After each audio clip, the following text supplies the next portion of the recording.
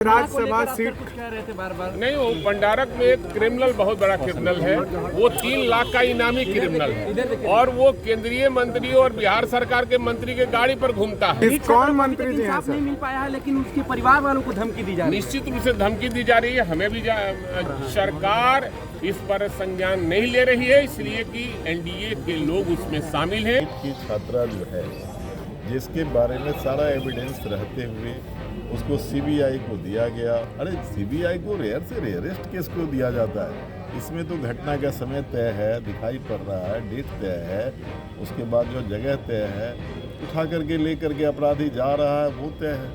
तो police, Bihar police इसके लिए सक्षम था। अपराधी को बचाने के लिए सीबीआई के अंदर दे दिया, अब इसको ठंडे बस्ते में डालने की तैयारी हो रही है। एक दरभंगा के प्रोसेसर में सिर्फ मजदूरी मांगने के लिए गया और मजदूरी मांगने के एवज में उसकी पिटाई कर दी। और जब अपने बाप को बचाने के लिए 11 साल की बच्ची जाती है, उसकी पिटाई इस तरह कर दिया कि उसकी रीढ़ की हड्डी टूट गई। निश्चित रूप से परीक्षार्थियों को जिस तरह से परीक्षा भवन में नहीं जाने दिया जा रहा है 5 मिनट 10 मिनट लेट होने के बाद, तो सरकार को चाहिए कि वो होम सेंटर में ही परीक्षा ले। दूर दराज सेंटरों पर परीक्षा लेती है तो उसके लिए 15-20 मिनट का ग्रेस देना चाहिए कि 15 मिनट भी लेट आए तो उसको परीक्षा भवन में घुसने की इजाज़त ही दे।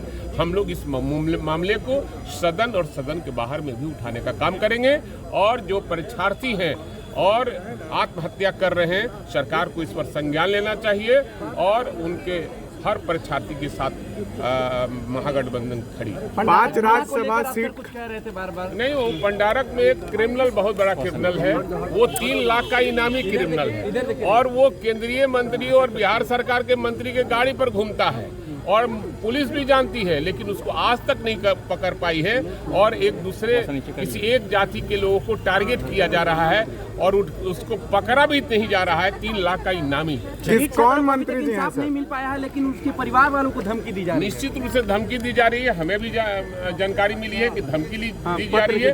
सरकार इस पर संज्ञान नहीं ले रही है, इसलिए कि एनडीए के लोग उसमें शामिल हैं और उस साजिश में शामिल। चलिए 5 राज्यसभा सर खाली हो रहा है।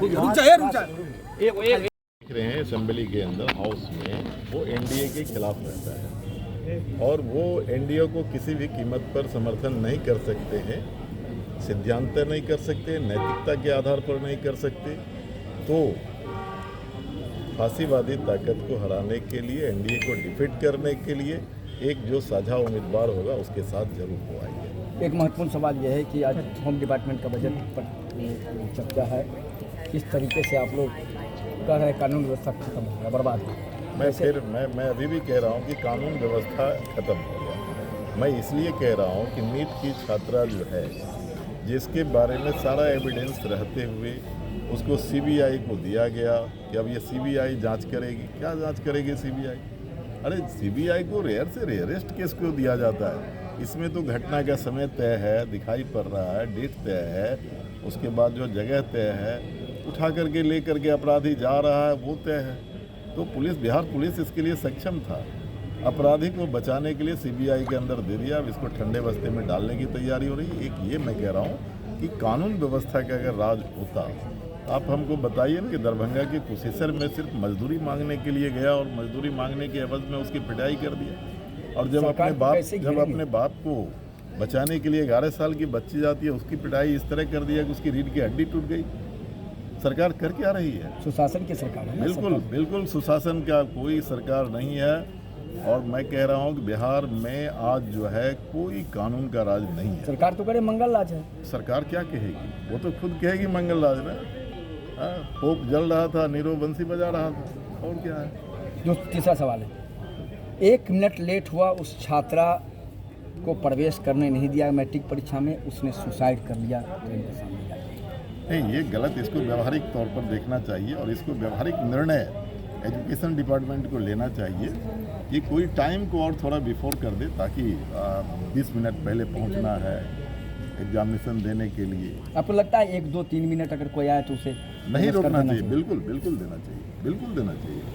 5 मिनट तक भी, पहले तो आधा घंटा तक था। हम लोग जब मैट्रिक का एग्जाम दे रहे थे तो उस समय तक था कि आधा घंटा लेट तक जो आया उसको एंट्री होगा। समय बदल गया। समय बदल गया तो आत्महत्या सुसाइड कर रही है। सोचो ना, गवर्नमेंट सोचे ना, सुसाइड कर लिया, क्या जवाब है इनके पास? कोई जवाब है क्या? उस बच्ची का क्या दोष है? आ रही होगी, ट्रेन लेट हो गया होगा, हो सकता है आ रही होगी, कहीं जाम, कुछ ट्रैफिक का प्रॉब्लम हुआ होगा।